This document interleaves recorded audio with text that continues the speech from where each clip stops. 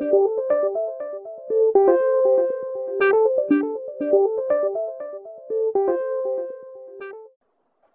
amigo, caro aluno e caro aluna da área VIP do Jornal dos Concursos.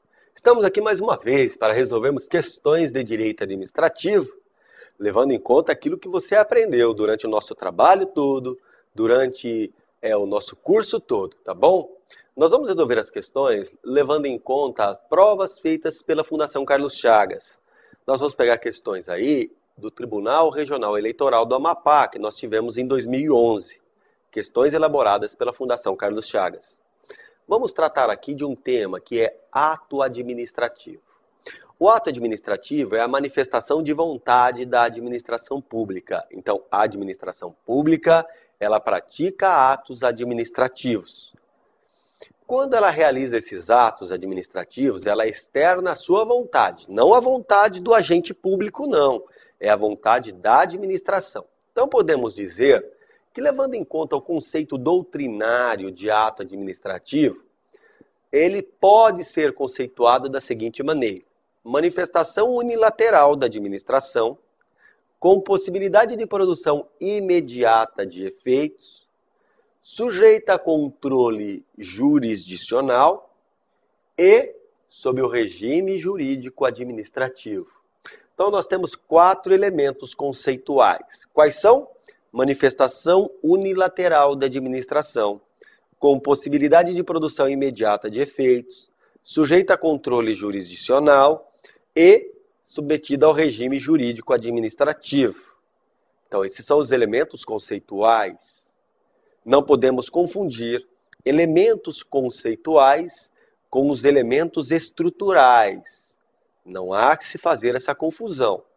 Uma coisa é o elemento conceitual, outra coisa diferente é o elemento estrutural, que são chamados pela doutrina como requisitos do ato administrativo.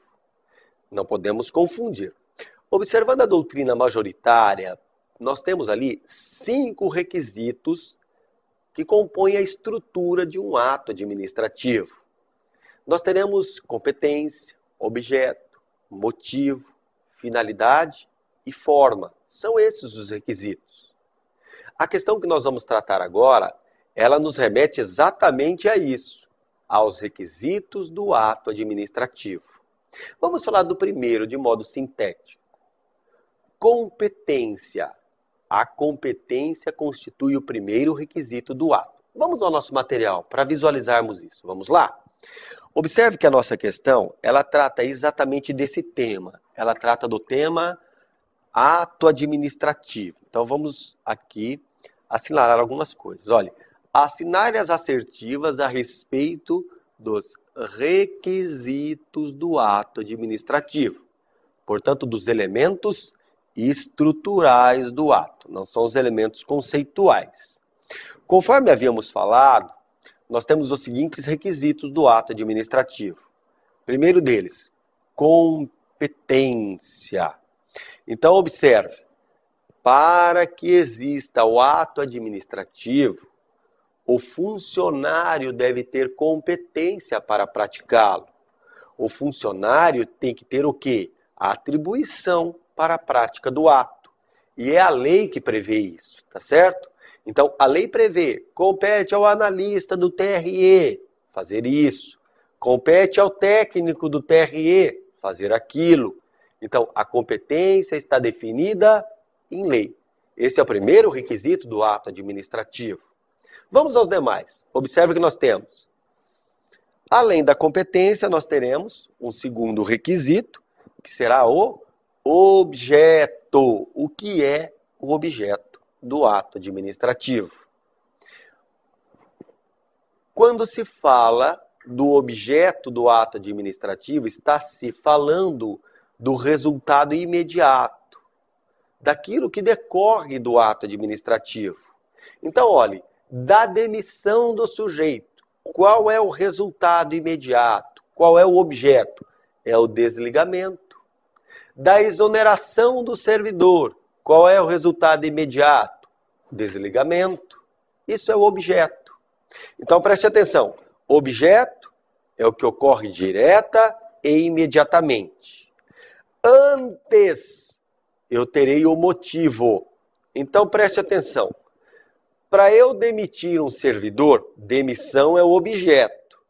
Eu preciso de uma falta funcional praticada antes, que é o motivo que levou à prática do ato, que é demitir.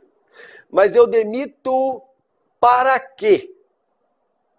Preste atenção, preste muita atenção.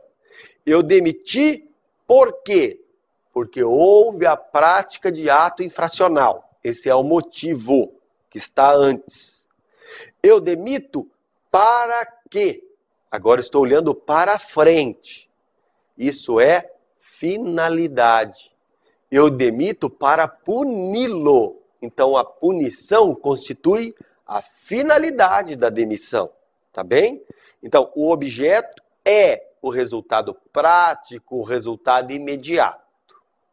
Vamos aos outros requisitos do ato administrativo. Vamos lá? Olha o que nós temos.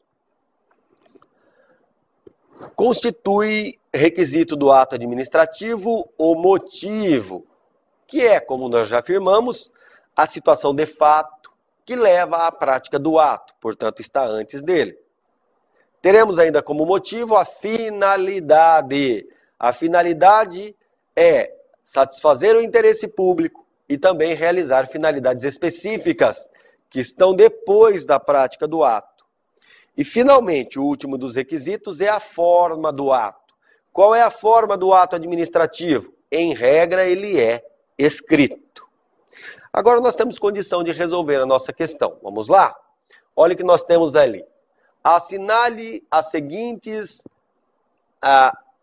alternativas ou seguintes assertivas, levando em conta os requisitos do ato administrativo. Primeiro item que nós temos. O objeto do ato administrativo é o efeito jurídico imediato que o ato produz? Sim, no caso apresentado foi a demissão. Qual é o efeito imediato? O próprio desligamento. Então, o item 1, aparentemente, está correto. Item 2. Quando a administração motiva o ato, mesmo que a lei não exija a motivação, ele só será válido se os motivos forem verdadeiros. Correto. A partir do momento em que a administração apresenta o motivo, ainda que a lei não o exija, esse motivo apresentado deve ser verdadeiro. Então, o item 2 está correto. O item 2 nos traz aqui a aplicação da teoria dos motivos determinantes. Item 3. O requisito finalidade antecede a prática do ato? Errado. Como nós falamos, a finalidade está após e não antes. O que está antes será o motivo. Portanto, levando em conta isso, correta está a alternativa B. Item 1 e item 2 estão corretos. Então, caros amigos, para a resolução dessas questões que tratam de ato administrativo, é muito importante que você conheça a teoria geral dos atos administrativos, especialmente conceito de atos, requisitos de atos e atributos de atos administrativos. Tá certo? Com isso, nós terminamos mais essa aula de Direito Administrativo aqui na nossa área VIP do Jornal dos Concursos. Até o próximo encontro.